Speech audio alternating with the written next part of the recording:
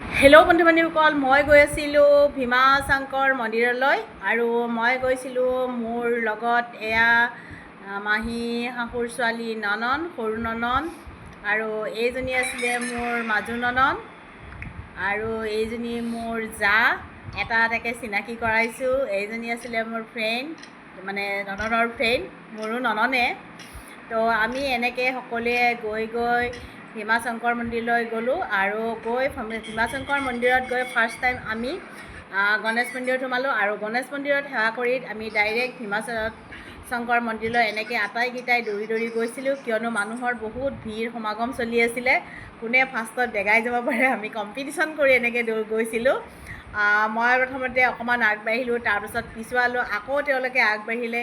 তো এনেকৈ আমি গোটেইকেইটা খুব ফূৰ্তি কৰি গৈছিলোঁ। অকণমান আপ ডাউন, মানে ভীমা শংকৰ মন্দিৰটোৰ তলত কাৰণে অকণমান পাহাৰখন বগাব লাগে, কিন্তু বগালেও খুব ভাল লাগিছিলে। আৰু ৰাস্তাটো দেখিছেনে, সাংঘাতিক বহল আৰু ইয়াৰ এনভাইৰনমেণ্টটো ইমানেই ধুনীয়া আছিলে, গৈ থাকিলেও আমনি নালাগে। গছ গছনি আৰু এয়া গাড়ী ৰখোৱা ঠাই আছিলে এইখিনি, কিন্তু গাড়ী আধা ৰাস্তাৰ পৰা যাবলৈ নিদিয়ে। আৰু আমি তেনেকৈ পাৰ্কিঙত গাড়ী ৰখাই পিছত অহা কেইজনীলৈ এনেকৈ ৰখি আছিলোঁ। আৰু মই তেনেকৈ ভিডিঅ' বনাই আছিলোঁ, কাৰণ কিয় টাইমটোও তেনেকৈ পাছ হৈছিলে আৰু সিহঁতে খুব শ্ল' গতিত আহি আছিলে। সিহঁতক ক'লোঁ আহা জল্দি, এনেকৈ গোটেইকেইটা গোট খাই ফটো এটা উঠিলোঁ আৰু ফটো উঠি এনেকৈ ভিডিঅ' কৰি আহি আছিলোঁ। বহুত ভাল লাগিছে পৰিৱেশত, মানুহ একদম কেনেকুৱা মানুহ, গাড়ী দেখিছেনে? আৰু জেগাটো ইমান ধুনীয়া আছিল নহয়, একদম নিৰিবিলি পৰিৱেশ, হাই উৰুমি, দোকান পাহাৰ একো নাই। ভীমা শংকৰ মন্দিৰত মানে ধূপ চাকি ল'বলৈ হ'লে আমি তলতে ল'ব লাগিছিলে আৰু আমি তলতে তেনেকৈ লৈ এটা এটাকৈ লাইন কৰি এনেকৈ আহি আছিলোঁ পাহাৰখন বগাই। আৰু আটাই এনেকৈ কেইবাখনো ফটো এনেকৈ ৰৈ কেইবাখনো ফটো উঠিলে, কিয়নো আজিকালি আমাৰ ফটোখন বেছি ইম্পৰ্টেণ্ট হৈ পৰে। সকলোৱে ধুনীয়াকৈ সাজি কাচি যায়, খুব ভাল লাগিল। তো এয়া দেখিছেনে, এয়া মই নননেও এবাৰ ভিডিঅ' বনালে, কৈছে মই ষ্টিক ধৰিম, তাইও ধৰিলে। আৰু আমি এনেকৈয়ে পাহাৰখন বগাই গৈ আছিলোঁ আৰু সিহঁতক কৈছিলোঁ ফটো উঠা যদি তোমালোকে হাই কোৱা মোক, সিহঁতেও ধুনীয়াকৈ হাই ক'লে।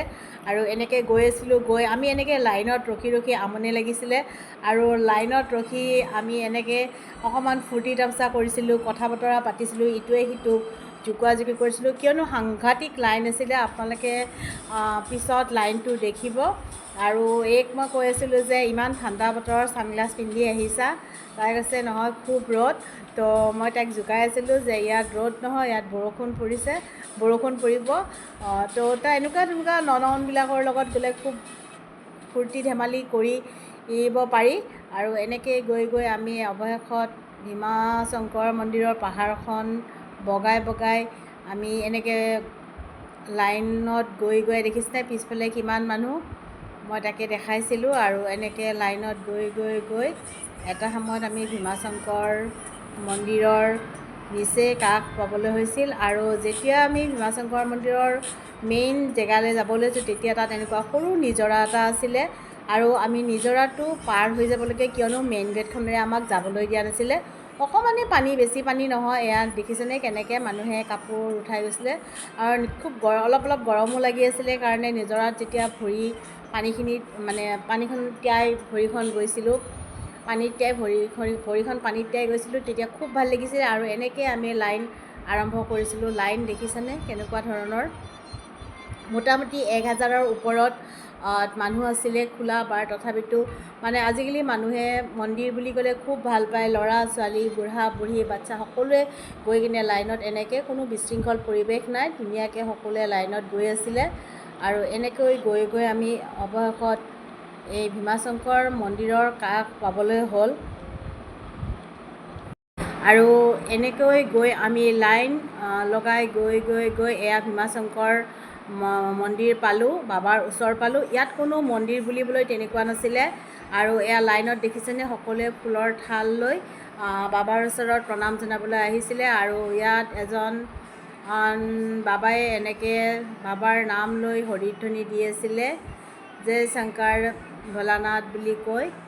আৰু এনেকৈ লাইন কৰি আছিলোঁ, কিয়নো গোটেইখন আপোনাৰ হাবি বননিৰে ভৰা, মানে গছ গছনিৰে ভৰা, খুব নিমাওময় পৰিৱেশ, ভাল লাগিছে। ৰ'দ দিছে যদিও ৰ'দবিলাক আমাৰ গাত লগা নাই। আৰু এনেকৈ ছাইডত মানে কি এনেকৈ চালি কৰি দিছিলে, তাত ধূপ চাকি সকলোৱে জ্বলাব পাৰি। বাবাৰ মেইন মন্দিৰত ধূপ চাকি জ্বলাব নোৱাৰে, ইয়াত এনেকৈ লাইন কৰি দিছিলে। আৰু আমিও এনেকৈ ইয়াতে ধূপ চাকি জ্বলাই এনেকৈ লাইনেৰে আগবাঢ়ি গৈছিলোঁ। আৰু ইয়াত আটাই এনেকৈ নাম প্ৰসংগ কৰি আছিলে, কিয়নো লাইনত ৰখি ৰখি সকলোৰে বহুত, আমি মোটামুটি 4 ঘণ্টামানত লাইনত আছিলোঁ। আৰু এতিয়া লাইনত ৰখি ৰখি আমনি লাগি তাৰপিছত তেওঁলোকে নাম প্ৰসংগ কৰিছিলে। ইয়াতে আমাৰ অসমীয়া বিহাৰী সকলোৱে লগ হৈ কিনে তেওঁলোকৰ ভাষাত, আমাৰ অসমীয়া আইসকলে এওঁলোকে অসমীয়াত নাম প্ৰকীৰ্তন কৰিছিল বাবাৰ নামত, আৰু খুব ভাল লাগিছিল। তাতে ময়ো অকণমান ভাগ লৈছিলোঁ, কিয়নো নিজে বাৰু গাব নাজানো, কিন্তু তেওঁলোকক ভিডিঅ' কৰিছিল, তেওঁলোকেও খুব ভাল পাইছিল। আৰু তেওঁলোকৰ লগত এনেকৈ অকণমান ফটো এটা উঠি আহি সেৱা কৰি, এইটো মেইন, এয়া দেখিছেনে আগলৈ, এইটো আছিলে মেইন মানে মন্দিৰটো। আৰু ইয়াত এনেকৈ গৈ অৱশেষত আমি লাইনটো পালোঁ। আৰু লাইনত থাকি এনেকৈ ফটো একপি উঠিলোঁ, কিয়নো বাবাৰ ওচৰলৈ গৈছিলোঁ। আৰু আমি সকলোৱে দেখিছেনে তেনেকৈ কপালত ফুট লৈছিলোঁ, ফুটটো বৰ ভাল। আৰু এহাল ল'ৰা ছোৱালীয়ে মোৰ ইউটিউবৰ বুলি জানি তেওঁলোকে আগবাঢ়ি আহি মোৰ ওচৰত ফটো উঠিছিল। আৰু তাৰ পৰা ওলাই আহি ইয়াতে আমাৰ খাদ্যৰ আয়োজন কৰিছিল। ইয়াতে বেনাৰখনত লিখা আছিলে, ইয়াতে এনেকৈ ভেৰাইটিজ ধৰণৰ খানা তেওঁলোকে আগবাঢ়িছিল। দেখিছেনে ইয়াত তৰমুজ এনেকৈ বস্তা বস্তা কৰি পেলাই থৈ দিছিলে, আৰু সকলোকে তৰমুজ কাটি দিছিলে। আৰু ইয়াতে ভাতৰ লাইন আছিলে, ইয়াতে ভাতত আছে তোমালোকৰ চালাড, বেঙেনা পকৰা, দালি, তাৰপিছতে এয়া আছিলে চাগে ভাত। মই বাৰু ভাত খোৱা নাই, তথাপিতো ভিডিঅ' এটা ল'লোঁ। এয়া আছিলে মিক্স তৰকাৰী, আৰু এয়া দেখিছিলে থালকেইখন, আৰু শুকান ৰুটি, এয়া লুচি, যোনে যি খায়। এয়া আছিলে হালধীয়া ক্ষীৰ বনাইছিলে। আৰু তাৰে ওচৰতে এয়া জিলেপি বনাই আছিলে। আৰু জিলেপি বনাই থকা মানুহজনে কৈছিলে, বাইদেউ ভিডিঅ' বনাইছোঁ যেতিয়া মোকো উঠাওক, আপুনি ৰখক মই জিলাপি পাক দিয়া জিলাপি পাক কেনেকৈ দিয়ে মই আপোনাক দেখাওঁ। আৰু ময়ো ৰৈ কিনে তেওঁৰ এই জিলাপিৰ পাকটো চালোঁ, ভাল লাগিছে। গৰম গৰম জিলাপি এনেকৈ বনাই থৈ দিছে, আৰু সকলোৱে এনেকৈ খাবলৈ লৈছে। আৰু ইয়াতে এওঁলোকৰ কিমান দিনৰ পৰা কিমান তাৰিখৰ ভিতৰলৈকে আছে লিখি দিছিলে বেনাৰ এখন।